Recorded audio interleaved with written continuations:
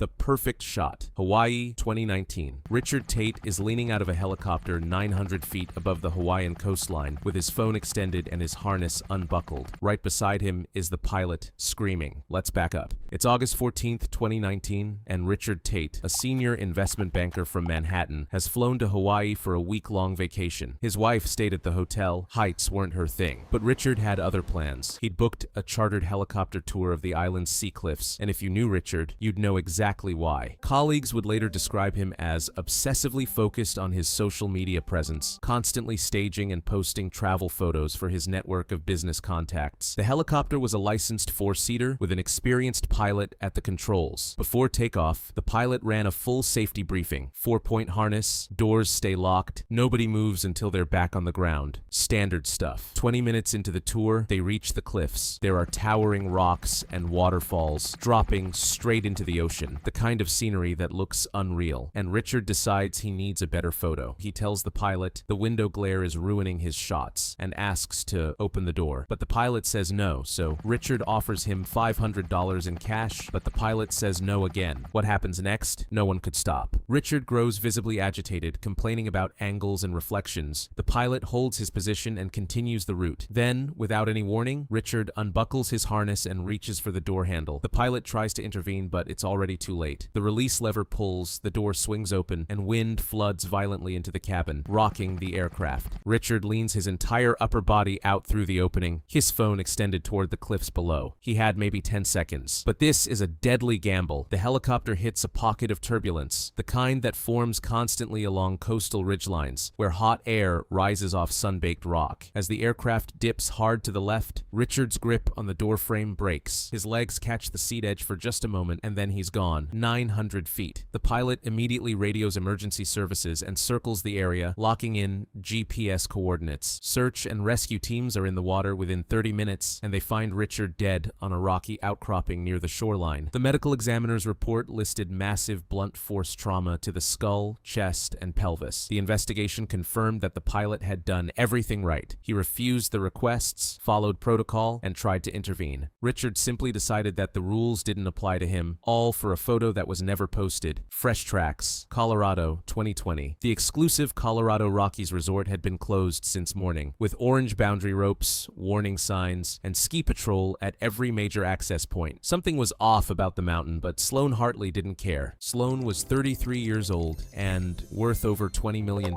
all built from scratch. Friends described her as intensely competitive and resistant to anyone placing limits on what she could do. She had arrived the previous evening for a week-long trip with 3 friends, and by mid-morning she was already unhappy. The open runs were crowded, lift lines were long, skier traffic was heavy, and from the chairlift she kept scanning the terrain above the rope line. One closed run sat up there completely untouched. There were no crowds and no lines, just fresh snow. So, just before noon, she followed the boundary rope until she found a gap away from patrol eyes. This was her lucky shot. From above, it looked perfect. But after the entry point, the slope dropped steeply into a narrow chute lined with trees and rocks. The snow was thin and uneven, hiding sharp stone just beneath the surface, exposed by recent storms. That was exactly why the run was closed. Sloan descended at speed, carving wide turns through the powder. For a moment, it probably felt exactly like she imagined it would. Then, her skis caught something solid. A jagged rock, hidden just below the surface, sent her pitching forward at full speed. She tumbled 130 feet downslope before colliding with a large pine tree at the edge of the run. A skier on an adjacent open run witnessed the fall and immediately flagged ski patrol, who reached her within 10 minutes, finding Sloan unconscious with severe head trauma, helmet and all. She was airlifted to a regional trauma center where surgeons fought to reduce the pressure building in her brain. She died that afternoon without regaining consciousness. The medical examiner listed severe traumatic brain injury and cervical spine fractures as the cause of death. Resort officials confirmed the run had been clearly marked and that Sloan had deliberately bypassed every boundary control in place that morning. No legal action followed, and her family requested limited public attention. The mountain had closed that run for a reason. Every rope, every sign, every patrol patrol member stationed up there was part of the same sentence. Sloan just decided it wasn't written for her. Grand finale, Miami, New Year's Eve, 2018. At midnight, Derek Sinclair lights the fuse on a professional-grade mortar tube 2 feet from his body, surrounded by 60 guests holding up their phones to record. The first one worked, but the second one did not. Derek had made his fortune the way a lot of people dreamed about, but never actually did, buying Bitcoin and Ethereum early, watching the numbers climb, and cashing out at the right time. By the peak,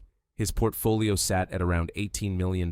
He bought a penthouse overlooking Biscayne Bay to prove it. Friends described him as impulsive and obsessed with spectacle, someone who measured every experience by how impressive it looked to everyone else. So, when New Year's Eve came around, Derek did not plan a small gathering. He invited over 60 guests to his rooftop terrace and promised them something unforgettable. And to deliver on that promise, he acquired professional-grade commercial fireworks through out-of-state contacts, the kind legally restricted to licensed pyrotechnicians, the kind that building management had explicitly banned on the property. Derek told them he had watched tutorials online and that the setup was straightforward. He had arranged the mortar tubes in a row along the outer railing, secured with sandbags, and planned for a midnight sequence over the bay. As countdowns echoed across the Miami skyline and early fireworks crackled in the distance, guests gathered along the terrace, closer than any safety guideline would recommend, phones raised, ready to capture the moment. At midnight, Derek lit the first fuse. The shell climbed perfectly over Biscayne Bay and exploded in a burst of red and gold. The crowd cheered, and Derek moved immediately to the second tube. This one malfunctioned. The lift charge ignited incorrectly, and instead of launching upward, the shell broke apart at the mouth of the tube, less than 2 feet from where Derek was standing. The blast struck him with devastating force, sending fragments from the shattered tube tearing through his upper body and head. He collapsed instantly. Several guests nearby were hit by flying debris. The terrace erupted into screaming. Emergency services arrived within minutes, responding to dozens of simultaneous calls from the building. Paramedics pronounced Derek dead at the scene. The medical examiner recorded the cause of death as catastrophic, penetrating trauma from explosive fragmentation. Fire marshals confirmed that the fireworks required a professional license to operate. Derek's estate later faced multiple lawsuits from injured guests. He had promised 60 people an unforgettable New Year's Eve. In the end, he was right, just not in the way any of them hoped. Content killed the creator. Marin County, California, 2016. A neighbor calls emergency services after hearing an alarm coming from Brandon Ashworth's backyard. When responders arrive, they find the drone sitting perfectly intact on the pool deck. Flight data intact, not a scratch on it. However, Brandon himself is at the bottom of a 200-foot cliff. It's August 12th, 2016, and Brandon just cashed out from a $45 million app sale. He lives in a cliffside estate in Marin County with an infinity pool that sits right at the edge of a 200-foot drop over the Pacific. Since the sale, his entire focus had shifted to documenting the lifestyle, luxury purchases, expensive experiences, all of it staged and posted for an online audience that needed constant feeding. And to keep that audience, the content had to keep getting bigger, so he planned an aerial shoot. A $15,000 professional-grade drone, weeks of preparation, the centerpiece of his entire summer content series. His assistant suggested hiring a professional operator. Brandon said no. He wanted creative control. He spent 2 hours practicing in the backyard, mostly fiddling with camera settings, and never once opened the safety manual. There was one thing Brandon hadn't accounted for. Coastal cliff faces generate unpredictable wind currents strong enough to overwhelm even experienced operators, but Brandon wasn't thinking about wind patterns that morning. He was thinking about the shot. He positioned himself at the pool deck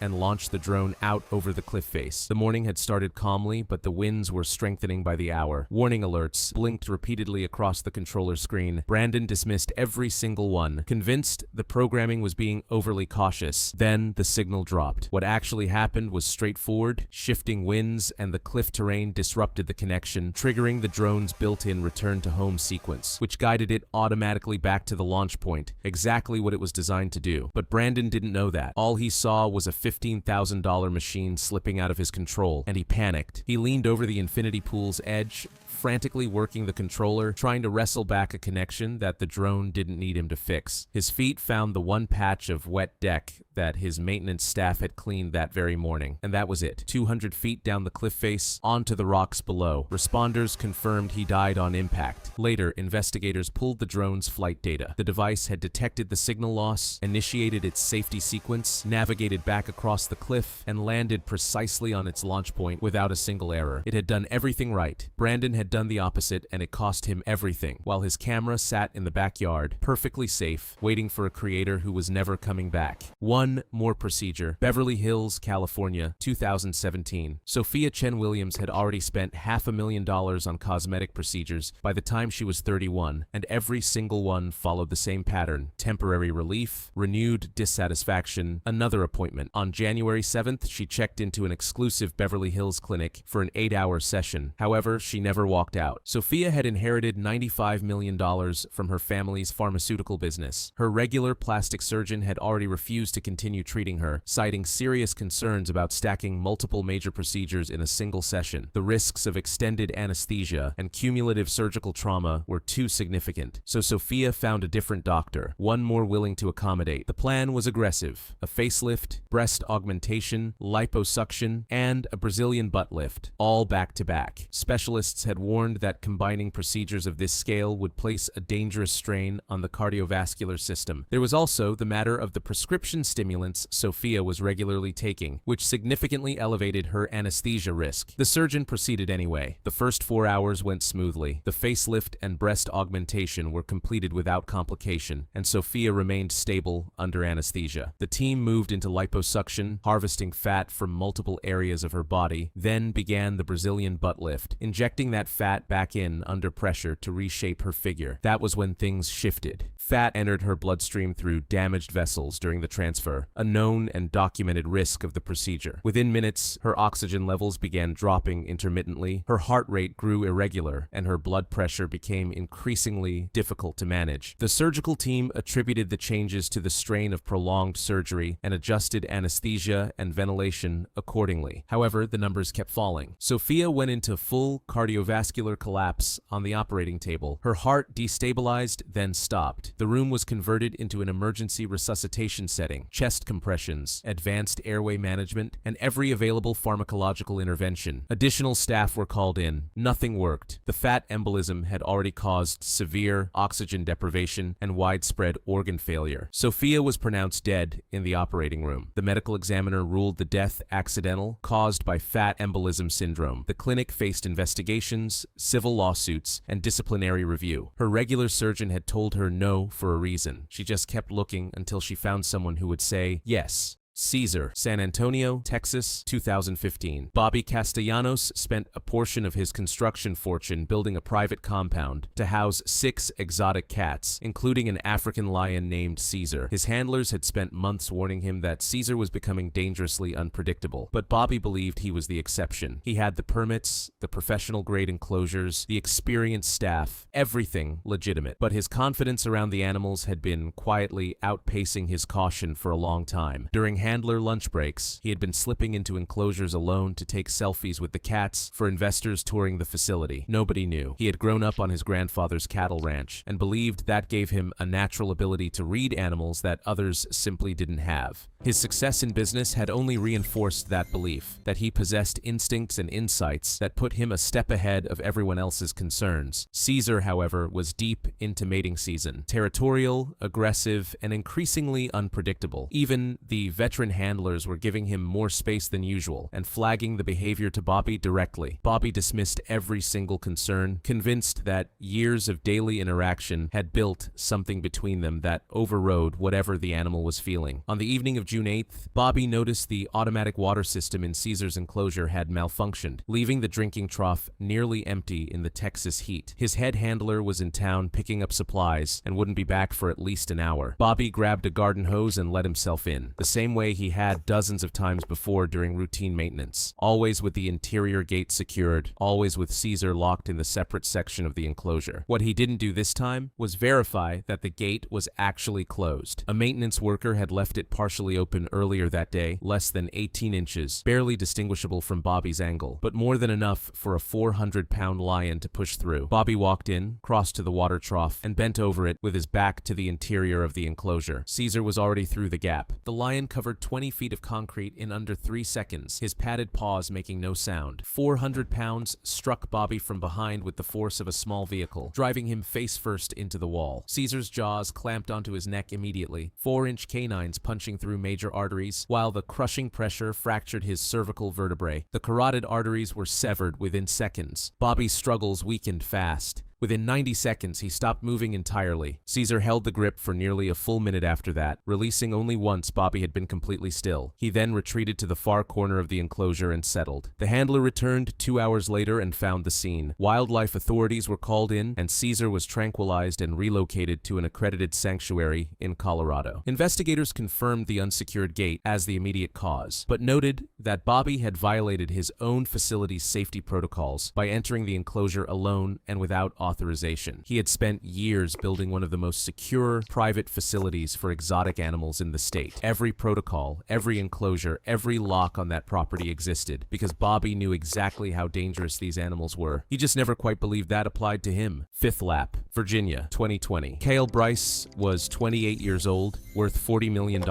and at 8:30 on a Friday night, he posted a video to social media showing the dashboard of his brand new McLaren 720S lighting up in the dark. The caption said he was about to take it out on the track. That was the last anyone heard from him. Cale had made his fortune through early cryptocurrency investments and purchased a private estate in rural Virginia specifically for one reason: a custom-built 1-mile racing circuit on the grounds. High-performance vehicles were his obsession, and the McLaren, capable of speeds exceeding 200 miles per hour, had arrived just 1 week earlier. Friends described him as intensely competitive and prone to risk-taking, someone who equated wealth with invincibility. He had been driving the circuit regularly for 18 months, despite having no formal racing training or professional instruction of any kind. The evening of October 17th was clear, mild temperatures, and no mechanical issues with the vehicle, ideal conditions on paper. Telemetry data later recovered from the McLaren's event recorder showed Cale entered the track shortly before 9, building speed gradually across the first 4 laps. By the straightaway, he was hitting 138 miles per hour. Each lap,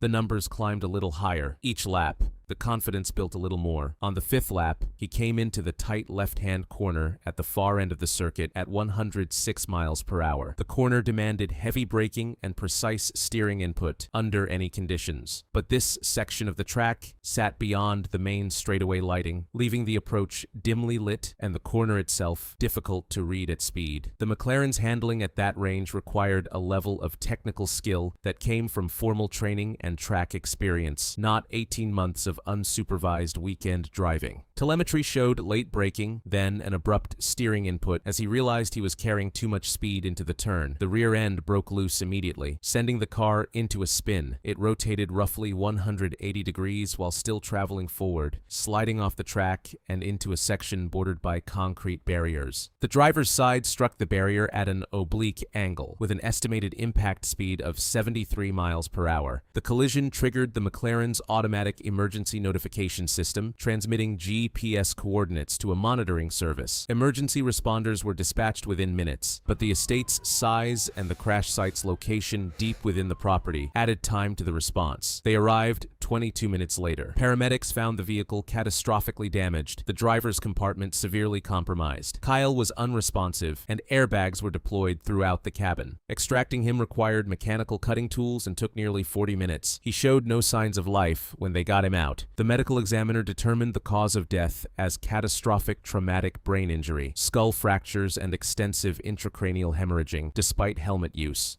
alongside cervical spine fractures and severe chest trauma. Investigators reviewed all telemetry data and found no mechanical defects, no impairment, and nothing wrong with the car at all. The speed had simply been wrong for the corner, and the darkness had taken away his last chance to correct it. The family sold the estate within 4 months. Cale had spent 18 months driving that circuit alone, at night, in machines built for people who trained for years. The track didn't care how much the car cost. Thank you for watching. If you liked the AS video, check this out.